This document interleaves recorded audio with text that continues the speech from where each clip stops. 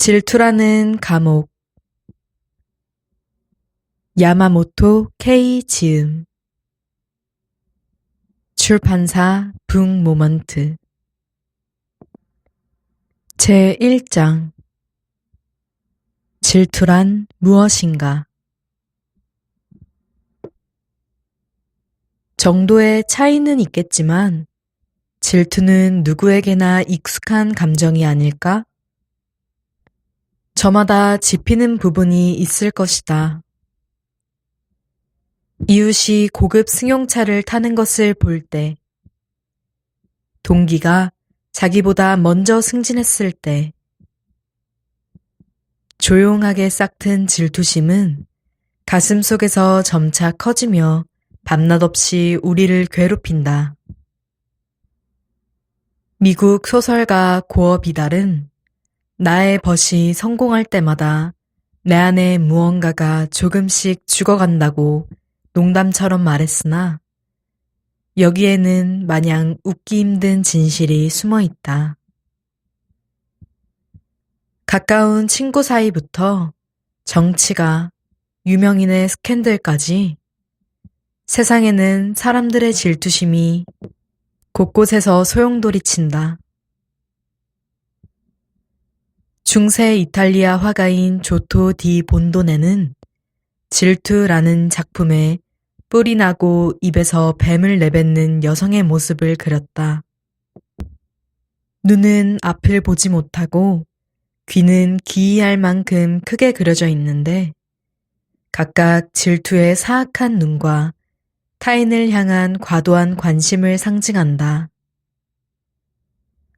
한쪽 손은 당장이라도 타인의 소유물을 향해 뻗으려 하고 다른 한 손은 자기가 가진 것을 절대 놓치지 않겠다는 듯 꽉 쥐고 있다.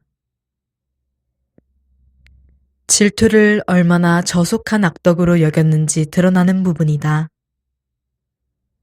참고로 질투의 모델이 여성인 점에서 젠더의 편견이 엿보인다.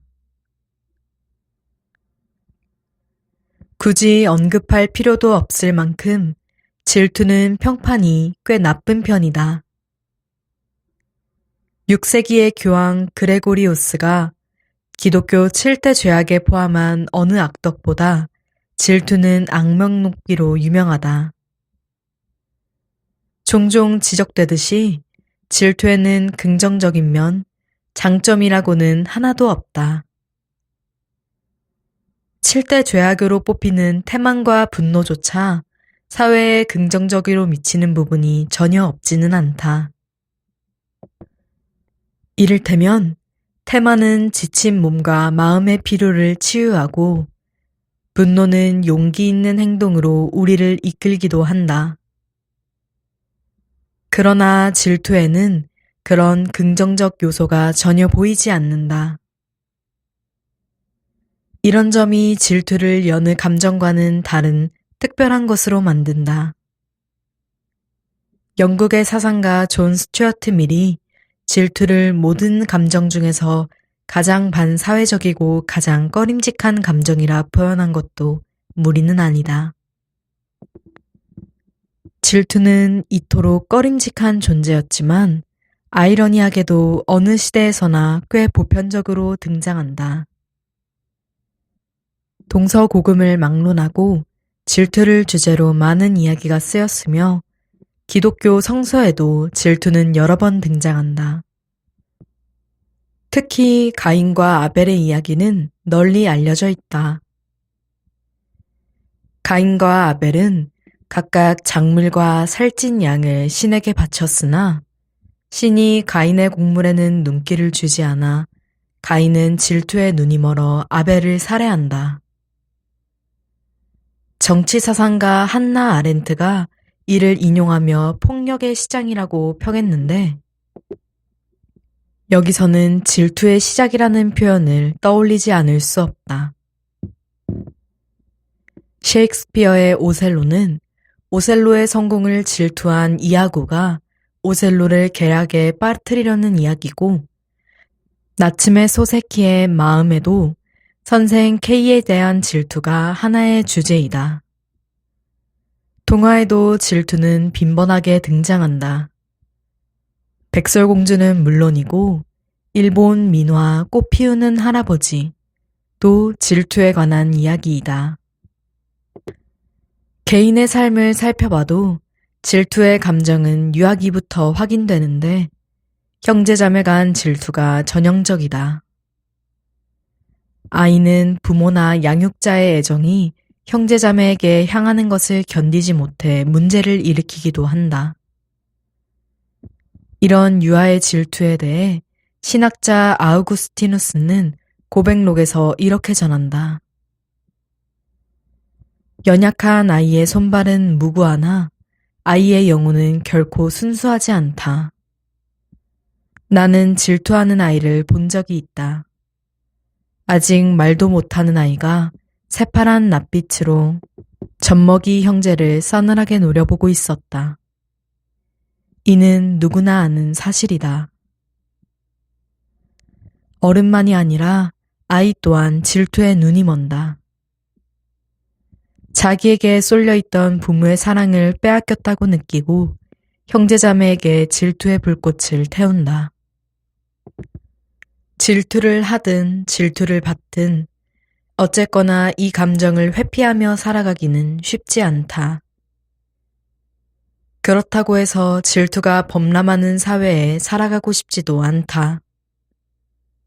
그렇다면 이 감정을 진지하게 검토하고 현명하게 다루는 방식을 도출해보는 것은 나름대로 의의가 있지 않겠는가? 질투론의 세계에서는 종종 질투를 두 유형으로 구별한다. 양성 질투와 악성 질투이다. 여기서 양성 질투는 상대를 향한 적대적인 감정을 동반하지 않고 굳이 따지자면 우수한 상대를 향한 칭송이나 동경에 가깝다. 소년 만화에서 자기보다 뛰어난 선수를 목표로 삼고 그 사람에게 조금이라도 더 다가가기 위해 열심히 노력하는 주인공의 심정과 비슷하다. 일반적으로 양성 질투는 그리 부정적으로 인식되지 않고 오히려 산뜻한 느낌까지 있어서 사회적으로 쉽게 용인된다. 반면 악성 질투는 성질이 고약하다.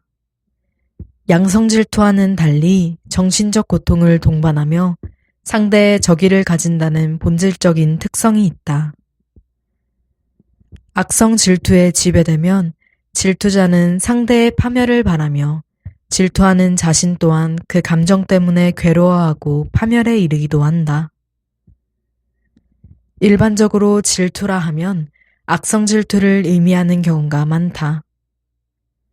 솔직히 이 책은 이런 구분에 다소 회의적이다.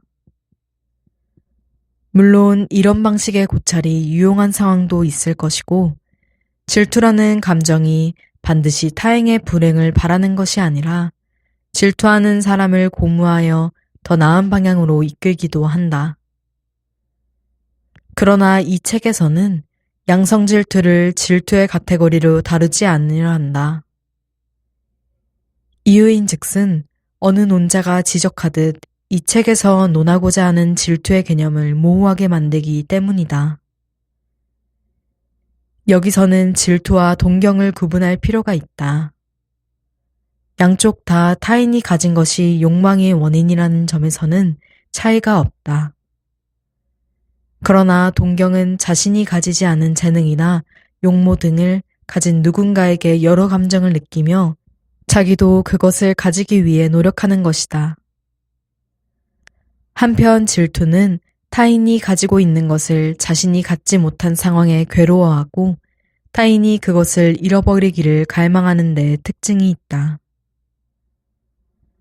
자기가 더 높은 곳으로 올라가려는 것이 아니라 타인의 발목을 잡아당겨 끌어내리며 만족하는 것. 질투가 사악한 것이라 여겨지는 이유이다. 그러므로 질투의 카테고리로서 양성 질투의 개념을 유지할 필요는 없다. 그런 감정은 동경이라 부르면 충분하다.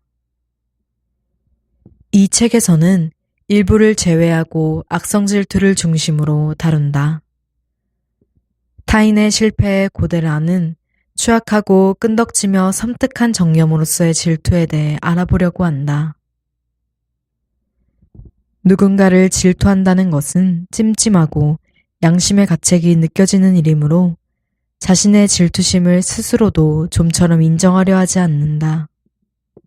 그렇기 때문에 내면의 질투심은 보통 은이 뜬다.